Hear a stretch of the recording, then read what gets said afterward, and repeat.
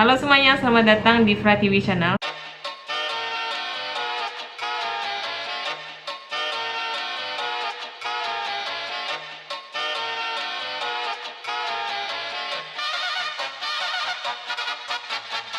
Kali ini saya bakalan review satu series yang tayang di Netflix berasal dari South Korea atau Korea Selatan dengan judul Extracurricular.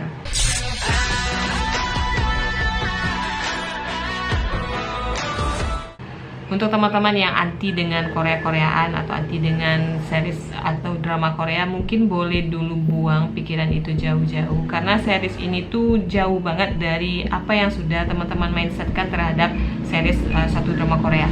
Dari judulnya aja kita langsung udah bisa nebak genre dari series ini kemana dan seperti apakah kira-kira series ini nantinya juga udah bisa kita terka-terka. Dan ya, karena series ini tuh bergenrekan teenagers atau tentang anak sekolahan yang mereka bungkus dan balut dalam suatu kisah kriminal di dalamnya. To be honestly, saya tuh bukanlah penggemar series yang bergenre anak sekolahan seperti ini, karena biasanya kalau dari segi cerita, series seperti ini tuh agak membosankan yang hanya menyuguhkan isu tentang bullying atau kisah cinta ala remaja. Tapi karena series ini yang nayanginnya Netflix, jadi saya cukup optimis kalau series ini tuh bakalan menjanjikan, karena jarang banget sih series dari Netflix itu mengecewakan. So ya, akhirnya saya putuskan untuk maraton series ini sambil nungguin waktu buka puasa. So langsung aja kita mulai reviewnya dengan sinopsis terlebih dahulu. Seorang siswa yang bernama Oh Ji-soo yang diperankan oleh Kim Dong-hee merupakan siswa teladan yang di sekolahan dalam urusan nilai selalu meraih nilai tertinggi, bahkan atau jarang sampai nggak pernah yang namanya melakukan tindakan pelanggaran dan kekerasan di masa sekolah. Tapi siapa sangka di balik wajah yang lugu, tingkah yang mengagumkan, sosok tersebut ternyata di luaran sekolahan menjelma menjadi sosok yang berbeda, menjadi pelopor bisnis yang ilegal, cenderung kriminal, dengan menjadi mucikari dari suatu prostitusi bisnis online. Wow, awalnya semua berjalan lancar, bisnis yang dia kelola berjalan sebagaimana mestinya. Sampai sebelum teman satu klubnya yang bernama Bae Gyuri menaruh penasaran yang cukup tinggi terhadap Ji-soo ini dengan melakukan suatu penyelidikan tersendiri dan mengambil handphone yang mana merupakan di sana tempat terjadinya transaksi bisnis, dan akhirnya menyebabkan identitas dari Ji-soo ini kebongkar dan diketahui oleh Bae Gyuri. Bae Gyuri ngancam si Ji-soo untuk dijadiin bagian dari bisnisnya tersebut. Nah, dari sini permasalahan dimulai. Ekstrakurikuler bisa dijadiin bentuk representasi permasalahan yang terjadi pada remaja masa kini. Beberapa isu seperti bullying, tekanan dari orang tua, permasalahan keluarga, sampai pengaruh lingkungan sekitar menjadi alasan atau landasan yang diambil oleh series ini untuk menjadikan siswa tersebut cenderung melakukan yang namanya tindakan kejahatan. Bukan hal yang baru sebenarnya, karena banyak sekali sebelumnya Korea menjadikan kenakalan remaja ini untuk jadi premis di dalam suatu series atau drama. Akan tetapi yang menjadi beda dari series ini adalah memfokuskan inti permasalahan kepada karakter utama kita di sini, yang kalau misalnya dilihat secara kasat mata itu nggak mungkin banget dia yang ngerjain bisnis tersebut.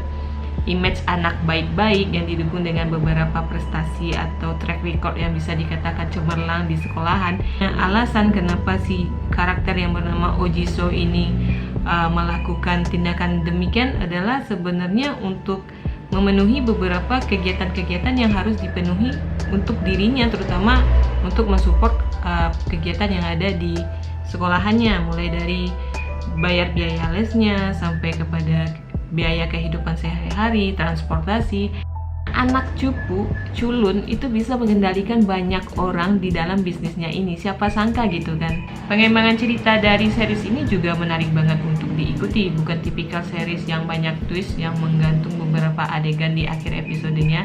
Akan tetapi pengembangan relationship untuk tiap karakter kita di dalam series ini yang dikemas dengan cara epik cukup menjadikan alasan kenapa setiap episode dari series ini itu jangan banget untuk dilewatkan. Contohnya aja itu perkembangan hubungan antara Ji-soo dan Gyuri ya, berawal dari Ji-soo yang kesemsem dengan si Gyuri sampai pada tahap perubahan Ji-soo yang ingin banget menghindari Gyuri ini. Karena ketika Gyuri udah mulai masuk ke dalam tokoh utama kita, permasalahan udah mulai dibuka, konflik-konflik besar udah mulai timbul, dan ditambah lagi karakter Gyuri di sini itu dia yang lebih berani dari Jisoo, sehingga daya tarik dari konfliknya itu makin enak untuk diikuti.